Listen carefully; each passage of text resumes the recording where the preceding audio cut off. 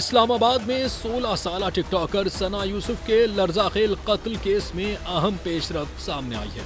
District and session court में मुकदमे की समाअत के दौरान प्रोसिक्यूशन ने चालान जमा करा दिया, जिसकी स्क्रूटनी 1 माह से ज्यादा अरसे तक की गई। चालान के मुताबिक मुल्जिम उमर हयात ने दोस्ती से इनकार पर सना यूसुफ को उसके घर में घुसकर गोलियां मारकर कत्ल किया। पुलिस रिपोर्ट में उमर हयात को मरकजी कातिल करार दिया गया है, जबकि जराये के मुताबिक वो मजिस्ट्रेट के सामने एतराफ़े जुर्म भी कर चुका है। प्रोसिक्यूशन ने मुकदमे में 31 गवाहान शामिल किए हैं, जिनमें सना यूसुफ के अहले खाना, डॉक्टर्स, पुलिस एहलकार और दीगर अहम शख्सियात शामिल हैं। अदालत ने रिमार्क्स दिए कि मौसम गर्मा की तातीलात खत्म होते ही केस का बाकायदा ट्रायल शुरू किया जाएगा। ये वाकया सिर्फ एक अफसोसनाक कत्ल नहीं, बल्कि सोशल मीडिया शोहरत के साए में जन्म लेने वाले रवैयों की एक खतरनाक मिसाल बन चुका है।